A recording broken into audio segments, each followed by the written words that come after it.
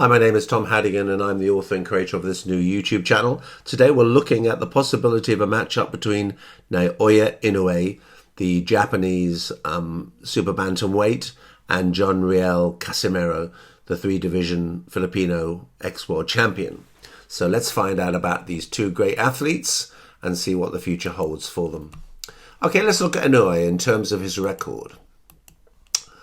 He has an impressive record. He has won undisputed championships at super bantamweight, bantamweight. He's won world titles at light flyweight, junior bantamweight, and unified bantamweight. And he's also the bantamweight lineal champion. Now, he's always referred to by Mike Tyson as the monster, which is quite an accolade, given the fact that most people would consider Tyson to be the monster. Now, Inoue is a Japanese professional boxer. He's nicknamed the Monster, and he's known for his exceptional punching power. He has a knockout to win percentage of 89.28%. However, in world title fights, that goes up to 91.30%. In fact, it might even be slightly higher than that.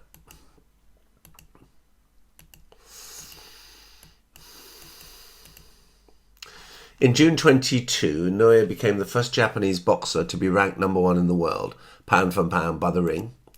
And he was also named the Fighter of the Year in 2023 by The Ring, the Boxers Writers Association of America, and the ESPN. Now, we've looked at his key achievements in terms of championships. Now, this is him in competition with Nonito Donaire. So this is the Japanese multi-division champion on the left, Inoue, and this is the Filipino multi-division champion, Nonito Donaire, on the right. Now we have to say the following. Inoue has faced and beaten 7 current or former world champions. He has beaten Jamie McDonnell, Emmanuel Rodriguez, Paul Butler, Stephen Fulton. He has beaten Nonito Donaire twice. He has beaten Jason Maloney. He has beaten Marlon Tapales. So 1, 2, 3, 4, 5, 6, 7. He's beaten 7 either reigning or former world champions. So there are 7 of these opponents who were either world champion at the time of his meeting them or had been a world champion hitherto. Now, he's an unusual boxer. Let's try and break down his style. Well, he has extraordinarily debilitating body shots. He trains to deliver very unorthodox combinations. He has relentless aggression. He has enormous, unbridled knockout power. And he has very, very substantial counterpunching and agility. Now, his training regime is actually quite something. He's trained by his father, of course.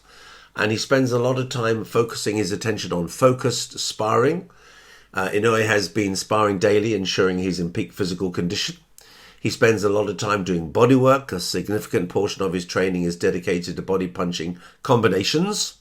He is mentally very well prepared. He has emphasized the importance of staying alert and on guard in competition. He has a wonderful set of technical drills. Inoue's training includes a variety of technical drills to refine his punching accuracy, speed, and power. This helps him maintain his edge in the ring. These are designed and monitored by his father, of course, who is his primary trainer. Now, this is a great Filipino boxer, Donaire, and this is a great Japanese boxer. They've had 2 supreme meetups. Let's look at them a little bit. First one was in November 2019. It resulted in Inoue winning the Muhammad Ali Trophy. So that was #1, November the 7th, 2019.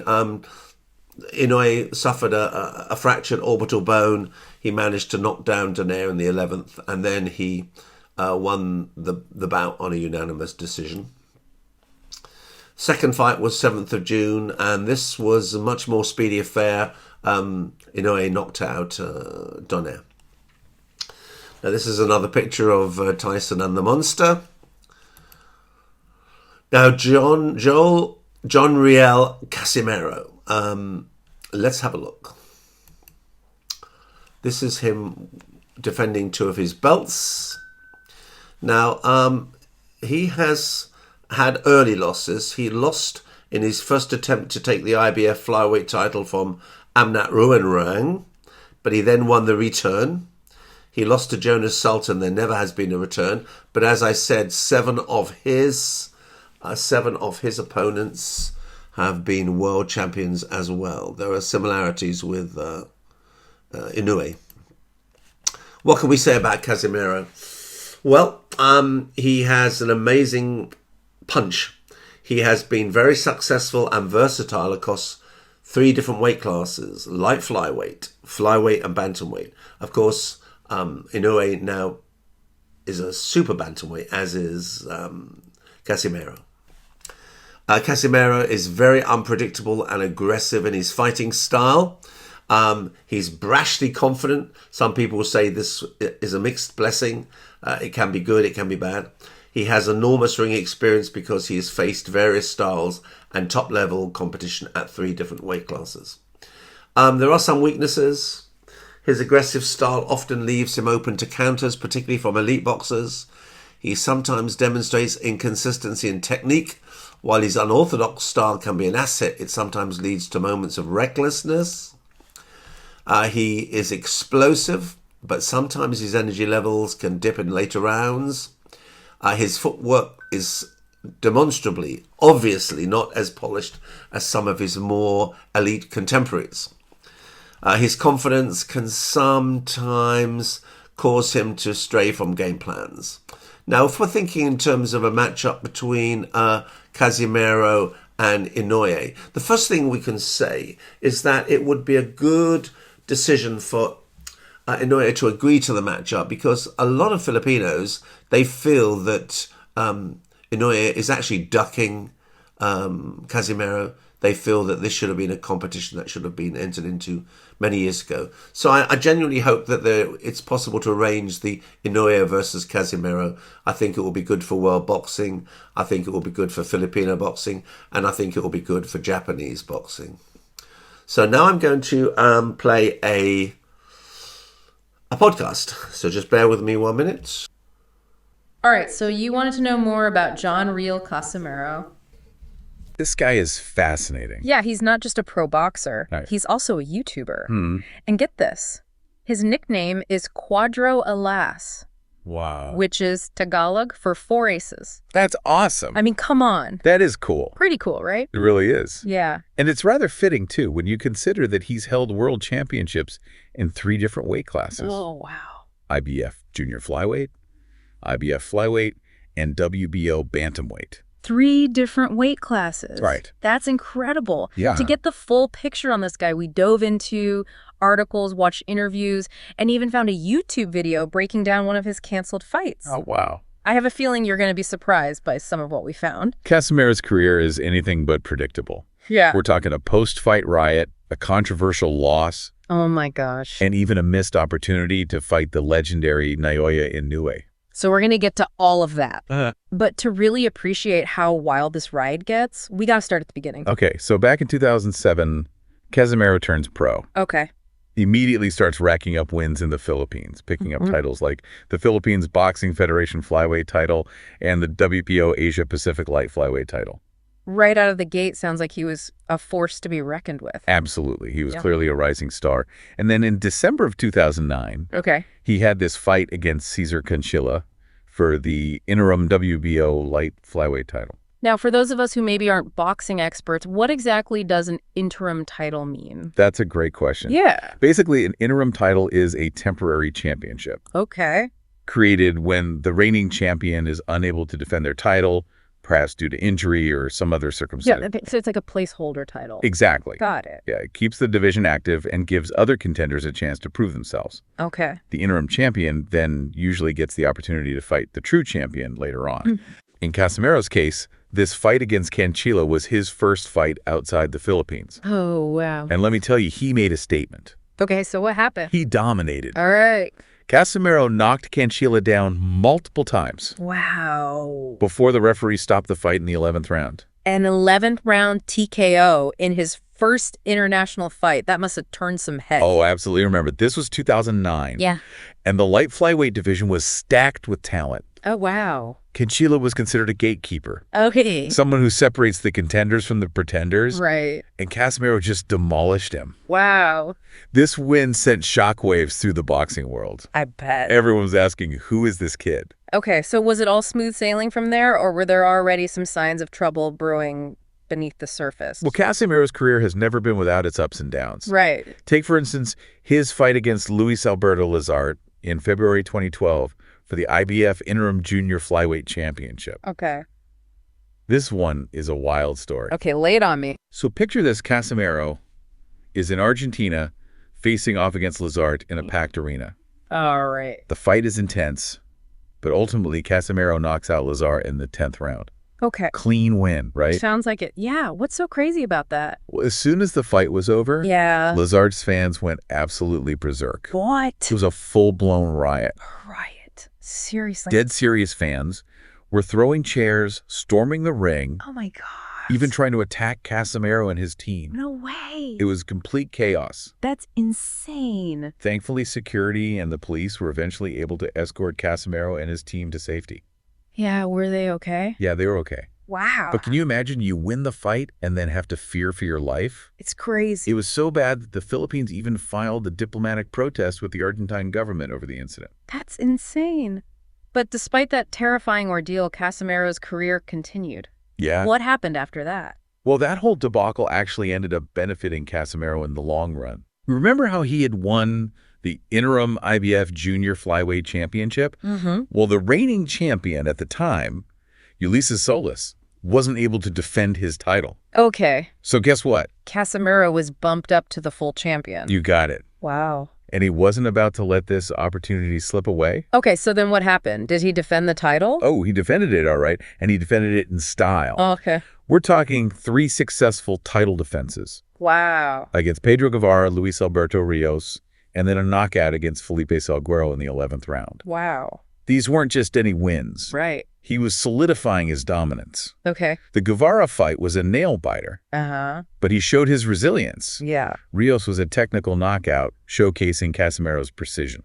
So at this point, he's racking up wins, holding on to the championship title. What could possibly slow him down? Well, you know how they say in boxing, styles make fights. Right. Sometimes it's less about who is better and more about how the fighters' styles match up. Right. Makes sense. Yep. So is that what happened next? Did he run into a fighter whose style just didn't mesh with his... In a way, yes. Okay. In 2015, after conquering the light flyweight division, he decided to move back up in weight Oh. to the flyweight division, All right. challenging Amnat Ruenroeng for the IBF title. Okay. And this fight, let me tell you, was controversial to say the least. Ooh, I love a good boxing controversy. Yeah. What happened? Well, Ruenroeng ended up winning by unanimous decision. Okay. But a lot of people, Uh-huh. and I mean, a lot thought Casimero deserved the win. Really? There were even allegations of biased judging and some questionable tactics from Ruenroeng. Oh, wow. But to be fair, this is boxing, Right. and controversy seems to follow the sport like a shadow. Yeah, that's true. Ugh. So was that did he just accept the loss and move on? Casimero, never. Oh, okay. He demanded a rematch. Good for him. And you know what? What? He got it. All right, so tell me about the rematch. Did he get his revenge? Oh, he absolutely did. In May of 2016, they faced off again. Right. And this time, Casimero left no doubt. Okay. He knocked out Ruenroeng in the 4th round with a brutal left hook to the body. Wow, talk about a comeback. It was a huge victory for Casimero. Yeah. He reclaimed the IBF flyweight title, becoming a 2-division world champion. Oh, wow. He had overcome adversity and doubters to prove that he was one of the best in the world. It's amazing how he was able to bounce back from that controversial loss. Resilience is definitely a key part of his story. Yeah. But what's even more fascinating is how his career takes a turn after this point. A turn in what direction? Better or worse? Well, that's where things get really interesting. Oh, okay. And to understand why, we have to talk about Naoya Inoue. Now, for anyone listening who isn't super familiar with boxing, Naoya Inoue is kind of a big deal, right? Kind of a big deal is an understatement. Okay. This guy's basically a legend. Okay. He's won world titles in 4 weight classes. Wow. He's known for his incredible power and speed, and many consider him to be the best pound-for-pound boxer in the world. Wow. Okay, so how do these two powerhouse boxers end up crossing paths? Well, Casimero and Inoue were actually scheduled to fight twice. Really? The first time was back in 2020. Okay. But unfortunately, that fight got canceled because of the pandemic. Right. The pandemic really did disrupt so much. No kidding. But then they tried to make the fight happen again later. Okay. With Casimero even lined up for a title challenge. Oh, wow. And this is where that YouTube video analysis we mentioned comes into play. Okay, I'm all ears. What happened? So remember how I mentioned that Casimero has a YouTube channel? Yeah. Well, it turns out he was using some pretty questionable weight-cutting strategies. Okay. And he actually filmed himself using a sauna. What? Which is illegal in professional boxing. He filmed himself and posted it online. Yep, he posted online for everyone to see. Oh, no. And wouldn't you know it, the Inoue's team saw it. I bet they weren't too happy about that. You can say that again. They were furious. They didn't want to risk putting Inoue through a rigorous training camp. Right. Only to have Casimero potentially back out or get disqualified because of these weight-cutting tactics. Yeah, I can see their point. Exactly. Yeah. So what did they do? They pulled out of the fight. Wow, what a missed opportunity for Casimero. It would have been an incredible fight. Yeah. But on the other hand, I get why Inoue's team made that decision. It must have felt like a huge betrayal. Absolutely. And this YouTube episode wasn't just a PR blunder for Casimero. Okay. It points to a larger issue. What's that? It raises questions about how athletes balance their digital presence with real-world performance. That's a good point. Was Casimero's focus shifting? Right. Was the pressure to entertain online affecting his training? Yeah. And if so, what does that say about the pressures athletes face in today's digital age? That is a really good point. These are all questions worth considering. Okay, so his dream match with Inoue falls apart because of this YouTube video. Right. What happens to Casimero's career after that? Well, that's where we pick up in part 2. Ooh, this is getting good. I can't wait to find out what happens next. Stay with us as we continue to dive deep into the world of John Riel Casimero. Okay, so we left off with Casimero's dream match against Naoya Inoue falling apart because of that weight-cutting sauna video he posted on YouTube. It was pretty shocking. Yeah, it definitely raised questions about his priorities and focus. For sure. So what happened next? Did he manage to bounce back? He continued fighting. Okay. But his career trajectory definitely shifted after that missed opportunity. In what way? Well, he won some fights, Uh-huh. but he didn't quite reach the same heights of success he had before. Right. There's a sense that maybe some of the magic was lost. Almost makes you wonder, what if? Right? What if he'd stayed focused, gotten that fight with Inoue? It's certainly an intriguing thought. Yeah. That fight had the potential to be legendary. But it wasn't just the missed fight, right? There were other things going on in Casimero's life that could have contributed to this shift. Absolutely. Around this time, he also faced some challenges outside the ring. Oh, like what? In 2022, he was charged with acts of lasciviousness and sexual assault. Whoa, hold on. What happened there? The charges stem from an alleged incident with a 17-year-old girl in a hotel room. Okay, it's important to remember that these are just allegations. Right. Casimero hasn't been convicted of anything. That's right. It's crucial to be mindful of the legal process and avoid jumping to conclusions. So how did these allegations affect Casimero's career? They undeniably cast a shadow over his reputation. Do you think these events off the canvas played a role in his performance in the ring? It's hard to say for certain. Right. But it's certainly plausible. Yeah. Boxing requires immense mental focus and discipline. True. When your mind is preoccupied with other issues, it's got to be tough to stay at the top of your game. Exactly. So where did Casimero go from there? Was he able to pull himself out of this downward spiral? Well, he's a fighter through and through. Yeah. And fighters have a way of coming back. Tell me more. He never stopped fighting. And he's actually coming off a couple of recent wins. Really? Okay, now we're talking. Fill me in. In May of this year, he defeated Philippus Ningitumwa to secure the WBO Global SuperBantamweight title. So he's back in the SuperBantamweight division. That's right. Yeah. And get this, he even made his debut in Japan, taking on former IBF SuperBantamweight champion Yukinori Oguni. Wow, facing a former champion in their home turf. That's a bold move. How did that fight go? It was a bit of a strange one, actually. Okay. It ended in a controversial technical draw. A draw? How did that happen? Apparently, Oguni received a cut from an accidental head clash. Ugh. Sometimes feels like boxing is as much about luck as it is about skill. That's the nature of the sport, I suppose. Yeah. Unpredictability is always lurking around the corner. So did he stay in Japan to pursue more fights? He did. Okay. Just last month, he fought against Saul Sanchez and won by knockout in the first round. First round knockout. Now that sounds like the Casimero we were talking about earlier. You would think so, wouldn't you? Yeah. But there's a twist. There's always a twist with this guy. What happened? He was suspended by the Japan Boxing Commission for a year after the fight. What? Why did something happen during the fight? It wasn't anything that happened during the fight itself. Yeah. The issue was with his weight. His weight? What do you mean? It seems he exceeded the 122-pound weight limit for the SuperBantamweight division. But that's his division. He just won a title there. Exactly. So even after all these years, it seems like his struggles with making weight continue. It appears so. Wow. It's almost like a recurring theme in his career, isn't it? Right. These patterns of behavior that keep cropping up. It's tough to see a fighter with so much talent struggling with these kinds of issues. Yeah. Makes you wonder what could have been if he had managed to overcome them. It's a reminder that even in the world of professional sports, where physical strength and skill are paramount, mental discipline and self-control play a huge role. It's like those weight issues are holding him back from reaching his full potential. That's a great way to put it. Yeah. It's almost like a metaphorical weight holding him down. So what does the future hold for Casimero? Can he turn things around, or is this the beginning of the end? Well, he's currently serving that 1-year suspension in Japan, but he's only 35 years old. So you're saying he still has time for a comeback? He certainly has time. Yeah. And he's proven in the past that he can bounce back from setbacks. Yeah. But it all comes down to focus and discipline. Focus and discipline. It seems like those two words keep coming up again and again when we talk about Casimero. It's almost like they're the key to unlocking his true potential. So what do you think? Will he find that focus and discipline he needs to make a real comeback? That's the million-dollar question, isn't it? Right. We've seen flashes of brilliance throughout his career. Moments where he looked truly unstoppable. Right. But then there are these self-inflicted wounds that keep dragging him down. It's almost like he's his own worst enemy, battling against himself as much as he battles against his opponents.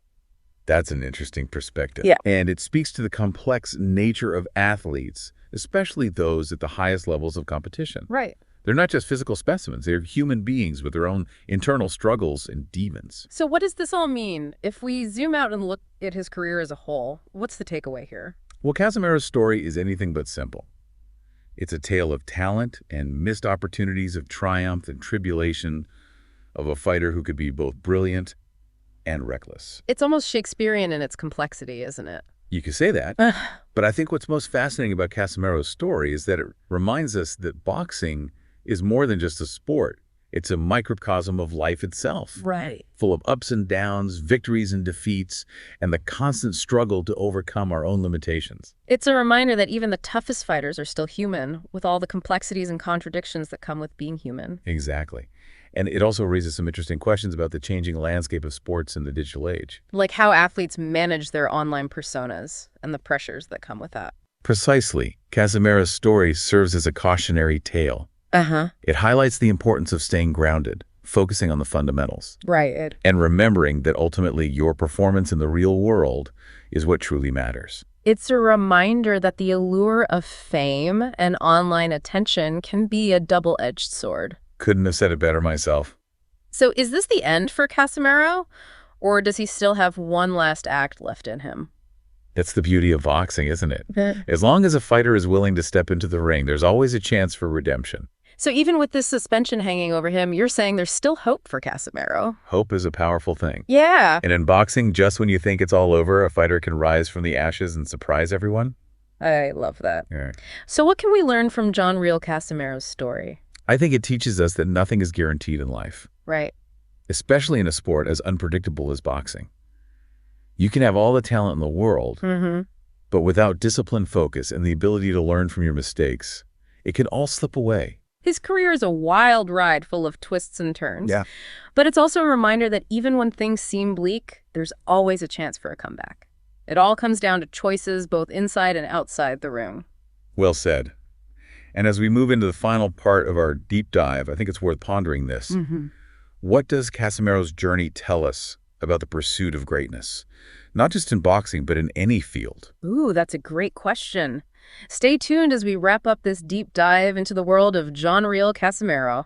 Man, we've been on quite a journey with Casemero's career. It's been a roller coaster, that's for sure. Lots of highs and lows. Yeah, one minute he's on top of the world, the next he's facing these setbacks that could completely derail his career. Keeps you on the edge of your seat.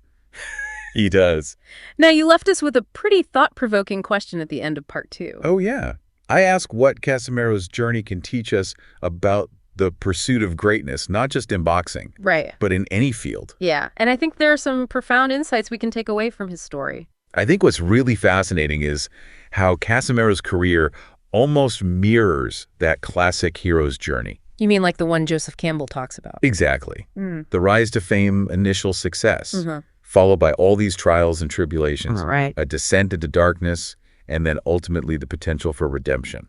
So like Casemero's post-fight riot, the controversial loss, the missed Inoue fight, the weight struggles, all part of his hero's journey. I think so. Okay. Each one of these setbacks, it presents a challenge for him. Yeah. A test of his character and how he responds to those challenges ultimately determines what happens next in his journey. So what does it say about his character that he keeps bouncing back even after all these setbacks? It speaks to his resilience, his unwavering belief in himself. Yeah. He stumbles, he makes mistakes, but he never gives up. Right. He always finds a way to get back in the fight. And that's a powerful message, not just for athletes, but for anyone facing adversity in their own lives. Absolutely. Casemero's story reminds us that, setbacks, they're inevitable, but they don't have to define us. Yeah. It's how we respond to those setbacks that truly matters. So what does this all mean for Casemero's future?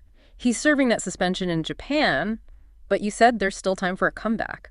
There's always time for a comeback. Okay. Especially for someone as talented and determined as Casemero. Right. But it all hinges on what he does during this time of reflection. What do you mean? This suspension could be a blessing in disguise. Okay. It gives him a chance to step back and reassess his priorities and address those issues that have held him back in the past. Like the weight issues. Yeah, those.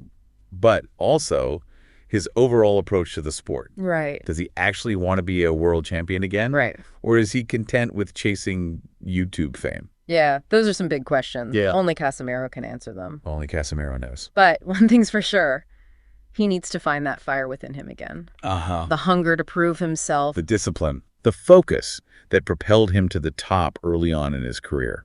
So what's your prediction? Will we see the return of Quadro Alas, the 4 aces? The champion who dominated multiple weight classes. Yeah. I wouldn't count him out. Yeah. He's proven time and time again that he's a fighter who loves defying expectations. Right. It's like he's most dangerous when his back is against the wall. Exactly. When everyone doubts him, that's when he seems to find that extra gear, that spark of brilliance. So what's the takeaway for our listeners today? What can we learn from John Riel Casemero's incredible journey? I think his story teaches us the importance of resilience.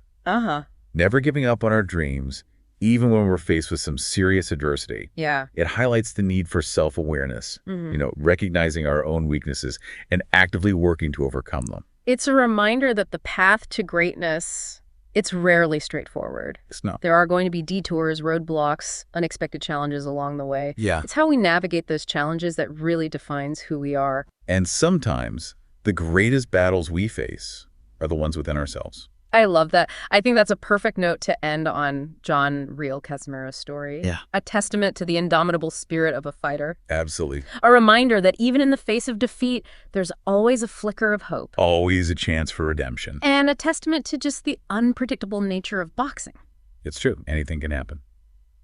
That's it for our deep dive into the world of John Riel Casimero. We hope you enjoyed this wild ride. Until next time, keep exploring, keep questioning, and keep those deep dives coming. And never underestimate the power of a good comeback story.